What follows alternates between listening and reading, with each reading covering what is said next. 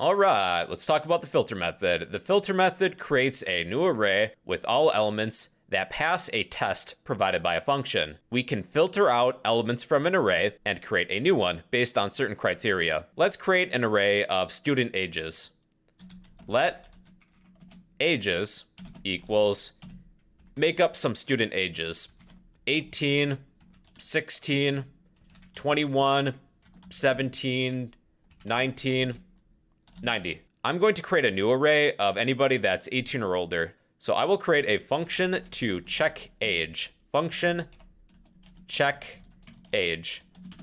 And there is one parameter, element. This will create a new array. We will return, and now we need some test to filter out any elements that don't meet the criteria.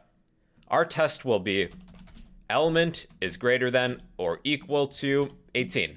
So we will use this check age function as a callback within the filter method. This will create a new array. So let's define that. Let adults equal ages, the original array, dot filter, pass in the check age function as a callback. And then we just need to display all of the elements of this array. Adults dot for each, pass in a callback to a print function, which we'll define momentarily.